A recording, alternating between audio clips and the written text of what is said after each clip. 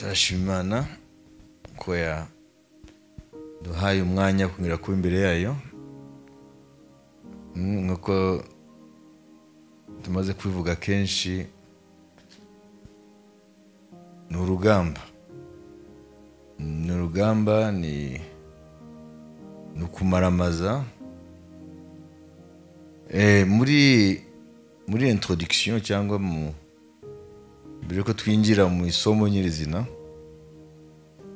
hari ibintu dushobora kuvuga kugira ngo bitwankuraje, biduhe kumenya ibyo turimo ko atari guta umwanya. Amen. Reka tubanze tubahe umutwe uno munsi, hanyuma twigire muri ayo magambo tuvugeho mbere ko twinjira mu isomo. Ubushize twabonye umuragi wacu, umuragi w'umukristo. Tubona umuragi w'umukristo mu rwego rw'iteka ryose. Tuvuga ko uyu munsi tuzakomeza kureba uyu muragi wacu mu gihe cya none. Ubwo rero titre rero kuvuga ngo umuragi wacu, ingaruka zawo mu gihe cya none. Kuko kuwa gatatu twabonye ingaruka mu gihe kizaza. C'est bien ça. Le temps, l'éternité. Twabonye umurage Imana iduha muri Kristo, igatanga n'igihamya yuko umurage uhari nubwo tutawuboneje amaso, kuko Imana yaduhaye umwuka wera, icyambere nk'ikimenyetso cyo ku munsi wo gucungurwa. Icya kabiri, umwuka wera akaba ari ingwate. Imana yatanze ingwate. Imana mu bisanzwe ni créancier, ni twebwe twakayihaye ingwate. Ingwate itanga umudebiteur. Ngiye gusaba umwenda kuri banki, ninde azaba abereyemo umwenda undi? N'umukiriya, sibyo? Banki itihinduka créancière, hanyuma umukiriya agahinduka debiteur. None hano byarahindutse, Imana akaba ariyo ihinduka itugomba, kandi twe tuyigomba. Niyo mpamvu rero yaduhaye ingwate kugira ngo itwemeze ko ubugingo bwacu twizeye ibyo Imana yatubwiye muri Kristo mu ijambo ryayo, hanyuma tugahita tuyibitsa ubugingo bwacu. Nuko tukabaho muri iki gihe tutabaho twishimisha twebwe, tubaho dushimishayo. Amen. En quelque sorte ni nkuko ubuzima twabuhebye. Amen. Kubwo umuhamagaro wayo, kuko ari ubuzima burushize kuba bwiza. Njye jambo Yesu yavuze ngo uzashaka kurengera ubugingo bwazabubura, ariko uzabura ku bwanjye ubutumwa bwiza azaburokora. Uyu munsi rero tubashaka tuvuga amagambo yakurikira mbere yuko twinjira mu isomo nyirizina, ariko twamaze gutanga titre mwayo. Rero nashaka ngo twibukanye ko ubuzima bw'umuntu, ubuzima bwacu ni kapitale, ni igishoro. Ubuzima bw'umuntu ni igishoro, ariko atari cyawe, cy'Imana. Wayibizi? Ubuzima bw'umuntu ni igishoro cy'Imana, kuko nta muntu yirema. Imana niyo yakuremye. Nimba yarakuremye rero ni capital investi, nivuga ngo ni igishoro Imana yashoye. Iyo umuntu ashoye abateze iki? Inyungu. Tubaze dusomere, mukunda dusomere muri Matayo 25. Inkuru z'amataranto. Matayo 25 umurongo wa 14 tugeze ku murongo wa 30. Hano niho tumva neza icyo umwami avuga ku byerekeye ubuzima bw'umuntu, uko Imana ibubona. bizaba nk'iby'umuntu wari ugiye kuzindukira mu kindi gihugu, ahamagara abagaragu be abasigira ibintu bye, aho umwe italanto 5, undi amuha 2, undi amuha 1, uko umuntu ashoboye arazinduka. Uwo mwanya wahawe italanto 5 aragenda arazigenza, agenzuramo izindi talanto 5. N'uwahawe 2 abigenza atyo, agenzuramo izindi 2. Ariko uwahawe 1 aragenda acukura umwobo, ahishamo italanto ya shebuja. Maze iminsi myinshi ishize, shebuja w'abo bagaragu araza, abarana nabo umubare w'ibyo yabasigiye. Uwahawe italanto 5 araza, azana izindi talanto 5 ati, databuja, wansigiye italanto 5, dore nazigenzuyemo izindi talanto 5. Shebuja aramubwira ati, nuko mugaragu mwiza ukiranuka, wakiranutse mu bike, nzakwegurira byinshi, injira mu munezero wa shobuja. N'uhawe italanto 2 araza aravuga ati, databuja, wansigiye italanto 2, dore nazigenzuyemo izindi 2. Shebuja aramubwira ati, nuko mugaragu mwiza ukiranuka, wakiranutse mu bike, nzakwegurira byinshi, injira mu munezero wa shobuja. N'uhawe 1 araza aravuga ati, databuja, nari nzi ko uri umunyamwanga, ko usarura aho utabibye, ko uhunika ibyo utagosoye. Ndatinya, ndagenda mpisha italanto yawe mu butaka, dore ngiyo, ibyawe urabifite. Ariko shebuja aramusubiza ati, wa mugaragu mubi we, wa munyabute we, ko wari uzi ko nsarura aho ntabibye, uhunika ibyo ntagosoye, italanto yawe ntiwari ukwiriye kuyiha abagenza, nanjye naza ukamana iyanjye n'inyungu yayo? Nuko nimuyimwake, muyihe ufite italanto 10, kuko ufite wese azahabwa akarushirizwaho, ariko udafite azakwa n'icyo yari afite. N'uyu mugaragu ntacyo amaze, mumujugunye mu mwijima hanze, niho bazaririra bakayikenyera amenyo. Amen. Hano haravuga ko hari umuntu wafashe urugendo. Mbere yo kugenda ahamagara abakozi be, abasigira ibintu bye. Ibintu bye hano birexprime en terme de talent n'amafaranga, kuko ibintu bivunja amafaranga. Amen. Uwa mbere ngo amuha amatalanto 5. Ese yayamuhaye ngo akoze iki? Arabivuga hariya igihe yagarukaga, hanyuma akaba desu cyangwa akabazwa n'uriya yahaye 1. Amen. Aravuga ngo kuri 27, il te fallait donc remettre mon argent au banquier, italanto yawe, et à mon retour j'aurais retiré ce qui est à moi avec un intérêt. italanto yawe ntiwari ukwiriye kuyiha abagenza, nanjye naza ukamana iyanjye n'inyungu yayo. Amen. Amen. Nitutabishira muri mvugo ya none ndushaka kubyumva neza. Hano murumva ko na banki yinjiyemo, n'inyungu zinjiyemo.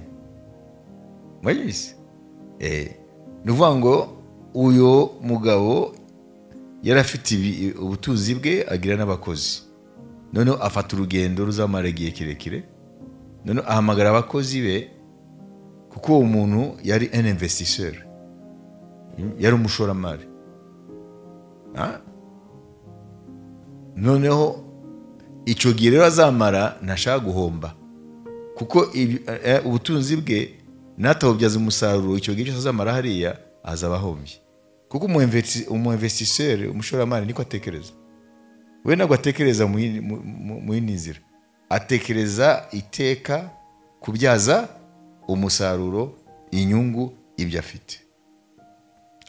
Noneho ngo uyu ni umugani wa Yesu Kristo. Noneho ngo abakozi be 3 arabahamagara. Uwa mbere ngo amuha talanto 5. Ni nk'uko uyu munsi yavuga ngo we amuhaye miliyoni 100 y'amanyarwanda, tuvuge. Hanyuma amagaro wa kabiri amuha amatalanto 2, tuvuge amusigiye nka miliyoni 40, tuvuge. Amen. Hanyuma uwa gatatu amusigira italanto imwe. Amen, haleluya. Tuvuge amusigiye miliyoni 20, sibyo? Noneho bari bazi icyo abashakamo, ntabwo ari kuyamubikira, nuko bayabyaza umusaruro. Nkuko we iyo ahaba yari kuyabyaza umusaruro. Noneho aragenda muri urwo rugendo, igihe kirekire kirangiye aragaruka rero kugira ngo bamubwire ibyo bungutse kuri ibyo, kuko aravuga ngo longtemps après le maître de ses serviteurs revint et leur fit rendre de compte, et leur fit rendre compte. Araza aravuga ati muze rero tubare rero. Uwa mbere yahaye 5 araza n'ibyishimo birumvikana, aravuga ngo wampaye 5 nungutse 5. Nyiri iyo mari, nyiri iyo investissement arane, nyiri iyo capital aranezerwa ngo c'est bien, bon et fidèle serviteur, ngo ni byiza mugaragu mwiza umwizerwa. Wowe mwizerwa muri bike, noneho ndakuzeza byinshi, injira mu munezero washobuja. Mu bisanzwe uyu mugani niko bizaba kuri twe igihe tuzagera mu ijuru, kuko biravuga ngo hariho tribunal, urukiko rw'abanyabyaha ruzaba nyuma y'ingoma ya Kristo muri isi imyaka 1000, yitwa le jugement dernier, urubanza rw'imperuka. Hariho na le tribunal de Christ, hariho n'urukiko rwa Kristo rw'abera. Nuvuga ngo namara gutwara abera mu ijuru, tuzanyura imbere y'urukiko rwe kugira ngo umuntu wese amubaze taranto ze icyo yazikojeje. Turaza kumva rero muri terme y'uno munsi icyo bivuga. Mwabyumvise? Uriya wa kabiri araza avuga ati wampaye 2 taranto 2, dore nungutse 2. Nawe amubwira amagambo nyine, ko ari umugaragu mwiza, yabaye umwizerwa mu bibike, none aramuzeza byinshi, yinjiye mu munezero washebuja. Uriya gatatu rero araza aragenda, kumbe yaragiye arayicukura arayihamba, ngo niza ntakarireho, we arayibika. None shebuja agarutse, waragenda aracukura, aho yagiye kwihisha, arazana ati si wambaye. Aramureba, aramubwira aya magambo. Amen. Udusomere wongere kuri 24 ugeze kuri 30. Mwumve ibyo yabwiye uyo atigeze yunguka. N'uwahawe imwe araza aravuga ati databuja, nari nzi ko uri umunyamwanga, ko usarura aho utabibye, kuhunika ibyo utagusoye. Ndatinya, ndagenda mpisha itaranto yawe mu butaka, dore ngiyo ibyawe urabifite. Ariko shebuja aramusubiza ati wa mugaragu mubi we, wa munyabutewe, wari uzi ko nsarura aho ntabibye, unika ibyo ntagusoye. Itaranto yawe ntiwari ukwiriye kuyiha abagenza, nanjye naza ukamana iyanjye n'inyungu yayo. Nuko nimuyimwake muyihe ufite itaranto 10, kuko ufite wese azahabwa akarushirizwaho, ariko udafite azakwa n'icyo yari afite. N'uyu mugaragu ntacyo amaze, mumujugunye mu mwijima hanze, niho bazaririra bakahekenyera amenyo. Amen, amen. Uriya rero wahawe taranto imwe, murumva ko yagiye kuyihisha, aragenda yivana we yahishe, araza ati si akiri ibyawe. Hanyuma ayerekezanya n'aya magambo, ngo impamvu yagiye kuyihisha ngo kubera iki, ngo shebuja ngo numunya mwaga, ikindi asarura atabibye. Akagute aho nikiyo atagosoye, ngo yagize ubwo ajya ko arayibika. Ngo ngibi rero yaramubwiye aya magambo mabi, aramubwira ngo mugaragu. Ko shebuja aramusubiza ati wa mugaragu mubi we, wa munyabutewe, wari uzi ko nsarura aho ntabibye, nkunika ibyo ntagusoye. Itaranto yawe ntiwari ukwiriye kuyiha abagenza, nanjye nazo ukampana iyanjye n'inyungu yayo. icya mbere kiranga uriya mugaragu atigeze yungukira shebuja ngo ni umugaragu mubi kandi umunyabute, paresseux, umunebwe. kuko turaza kubibona investissement hari ibintu bisaba kugira ngo ube investisseur, hari ibintu bisaba kugira ngo ube umushoramari. Umushoramari hari ibintu bikwiye kumuranga. Amen. None uyu mugani mu nsobanuro zose, ibisobanuro byose byawo, sibyo? Muri iyi somo turimo, muri amasengesho, muri iri shuri ryo kwizera, isomo turimo kubyerekeye umurage wacu, ingaruka yawo mu gihe cya none, yatwigisha iki? Uwo mugani watwigisha iki? Icya mbere ni ukuvuga ngo ubuzima bwawe ni kapitali y'Imana, igishoro cy'Imana. ni ukuvuga hariho aba-investisseurs babaswa babi badafite ibiranga abashoramari b'ukuri. Abo rero bashoramari nk'abo barahomba, ntabwo bunguka, ahubwo bahomba n'igishoro bafite, kapitali. Reka turebe mu byerekeye ubumenyi mu bijyanye na investissement. Hari ikintu bita investir à perte, gushora uhomba, niyo bita investissement à perte. Hari umuntu ashora ahomba, hari n'undi ashora akunguka. Amen. Reka tubirebereza kudufasha kumva uyu mugani w'Umwami Yesu Kristo. Mbere na mbere turebe muri entreprise cyangwa inganda, ibigo by'ubucuruzi. Ese investissement, igishoro mu bucuruzi, mu nganda, mu bigo by'imari bivuga iki? Mwabyumvise? Kuko hari investissement kuvuga ngo igishoro, hari icyo bivuga muri ekonomi, mu bukungu, hari icyo bivuga muri comptabilité, gestion yo mucunga mutungo. Comptabilité, n'abantu bize comptabilité hano nonse nde bacungira ibyanyu.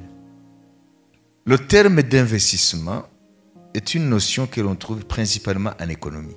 Ni kuvuga ngo iryo jambo gushora imari mbere na mbere biboneka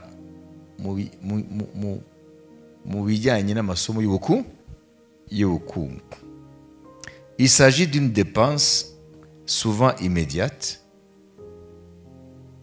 dont l'objectif à long terme est d'augmenter la richesse de la personne ou de la société qui l'engage. Ni ukuvuga ngo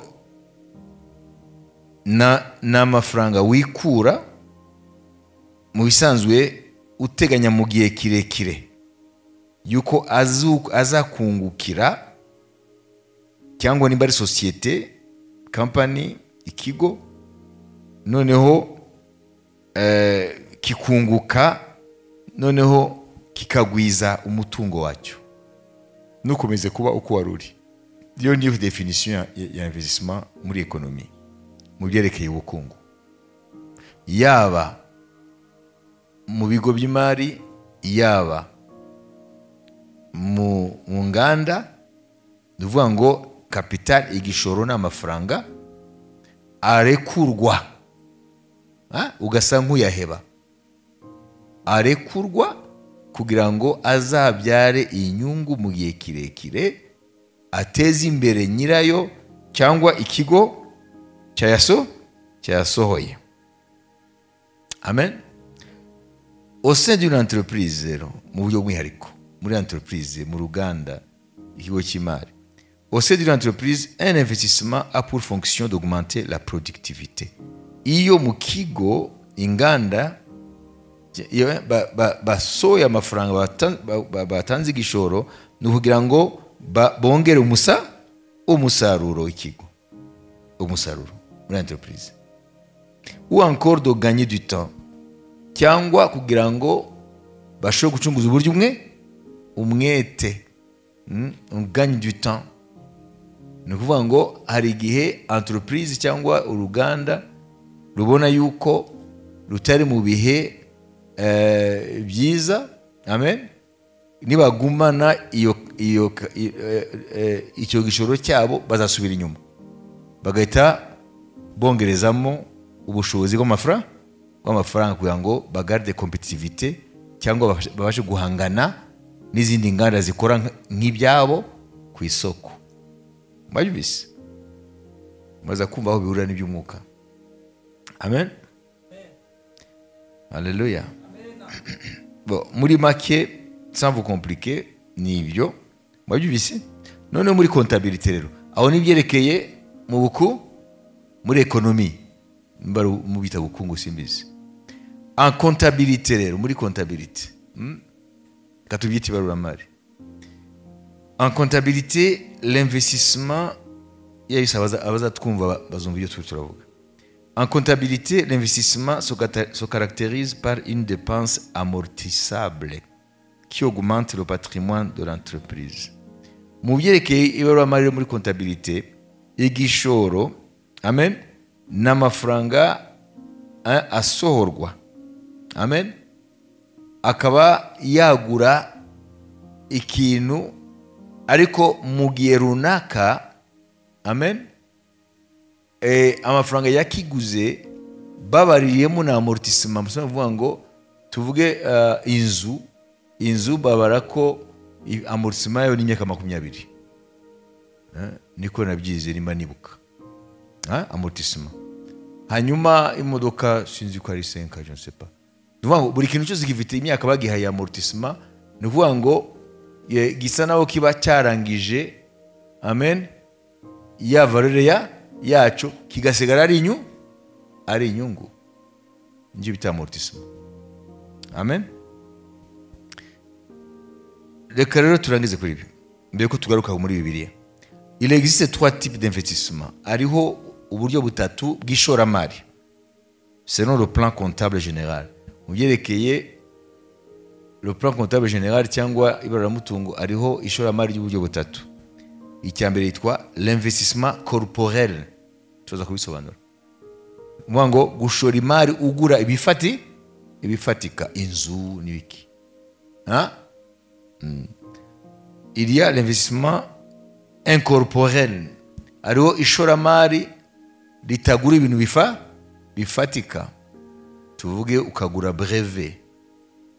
Abantu bakora mu bintu byo kuvumbura iki sibyo, cyangwa ukagura license, uburenganzira gukoresha izina ry'abandi sibyo.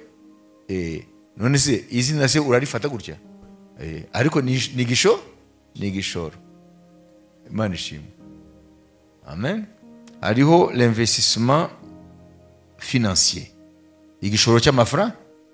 Ni ubu buryo butatu muri comptabilité bw'igishoro. Amen. Alléluia. Rero muri make igishoro mu byerekeye ubukungu bugamije kongereza ubukire bw'umuntu cyangwa bw'ikigo. Tout simplement augmenter la richesse, augmenter le patrimoine. Amen. Nimba mu myaka muri uyu mwaka mwari mufite amazu 3, amamodoka sibyo, n'ibindi, mu myaka 10 mwaza kubarura mugasanga byariyongeye, amazu yabaye 10 n'ibindi. Ibyo rero nibyo bigamije rero igishoro, nicyo kigamije muri ekonomi, mu bukungu. Iyi ni science, ntabwo ari ibintu ndahimba. Mwabizi ibi nibyo biga muri za kaminuza. Ariko Yesu Kristo niyo munyabwenge uhebuje. Murumva ko nawe hano mbere ko iyi science za ekonomi nikibiza we uri mu economist w'umuhanga. Murumva ibyo navuze hano. Amen. Twe turabyiga nka science, ariko yabivuze kera. ko ngo muri we niwe hahishwe ubutunzi bwose bw'ubwenge no kumenya, muri Yesu Kristo. Amen. Ngo abari muri we n'abaswa ntabwo bazigira bayoba. Imana ishimwe. Donc l'investissement en économie, nous kuvuga ni une dépense destinée à augmenter la richesse de la personne qui l'engage. Il s'agit d'une dépense immédiate ayant pour but d'obtenir un effet positif quantifiable à long terme. Nous voyons ngo amafaranga arasohotse, baziga yuko mu gihe runaka bashobora kubara icyo yabyaye nk'inyungu. Imana ishimwe. Hanyuma muri comptabilité twabibonye, en comptabilité l'investissement correspond à l'acquisition ou à la création d'un bien durable destiné à demeurer au moins un an sous la même forme. Soit none rero tumaze kumva ko muri comptabilité harimo gushora imari mu buryo butatu. Investissement corporel, gushora imari mu bifatika, désigne les achats de biens immeubles, bâtiments, usines, machines, matériel, terrain. Sibyo? Ibintu bifatika byose iyo mu bishoye mu imari, amen, babyita investissement corporel. Ishoramari rijya mu bintu bifatika. Ushobora kubwira umuntu uti ngwino mujyane mwereke amafaranga icyo yakoze.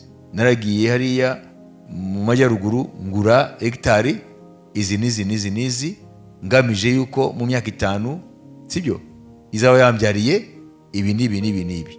Iyo rero nibyo bita ishoramari mu bifatika. Ubwo ni uburyo bwa mbere. Uburyo bwa kabiri, les investissements incorporels, gushora imari mu bitafatika. Ça concerne les achats permettant d'augmenter la valeur du patrimoine de l'entreprise comme les brevets, les licences, les fonds de commerce. Ngo ni ukugura ibintu bitafatika ariko biteza imbere byagura entreprise cyangwa ikigo cyangwa ubukungu bw'umuntu, umushoramari. Hanyuma les investissements financiers, ishoramari y'amafaranga, ça représente les achats d'actions ou d'obligations et qui augmente le patrimoine financier de l'entreprise.